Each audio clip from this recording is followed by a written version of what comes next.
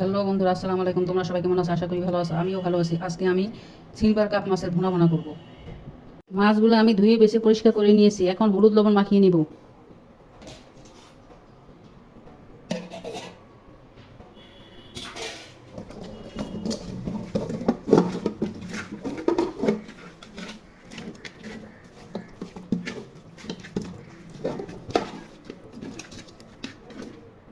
তেল গরম হয়ে গেছে, এখন মাছগুলো ভেজে নেব।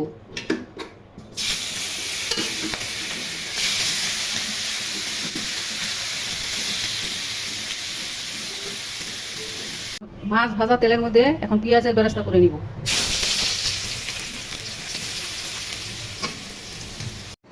তেল গরম হয়ে গেছে, একটা লবঙ্গ, একটা ছোট এলাচ আর একটা দারচিনির টুকরা ভেজে নিব। সুঘ্রাণ বের হলে পেঁয়াজ ঢেলে দিব। এখন পেঁয়াজ কুচি দিয়ে দিব। পেঁয়াজটা ভেজে নিব। আদা রসুন বাটা দিয়ে একটু ভেজে নিব।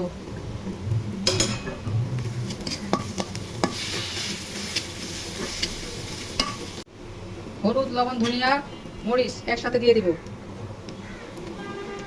দিয়ে পানি দিয়ে ভুনে নিব।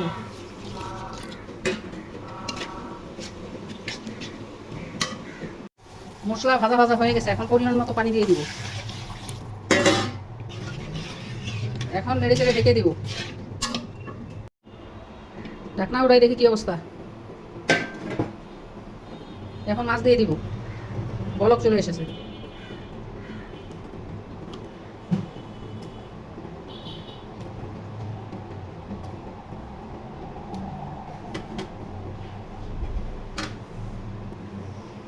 এখন ঢেকে দিব। তরকারি ঠান্ডা করে দেখি কি অবস্থা। তরকারিতে বলক চলে এসেছে। এখন ঢেকে রাখে দিব। এখন একটা তেজপাতা আর জিরার গুঁড়ি দিয়ে দিব।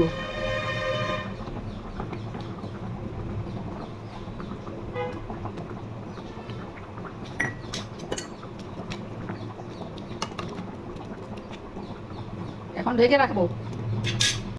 এই অবস্থাতে বেরেস্তার কুচি ছড়িয়ে দিব।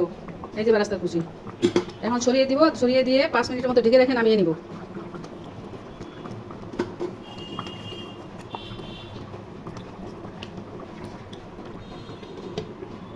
ঢাকনা খুলে দেখি কি অবস্থা।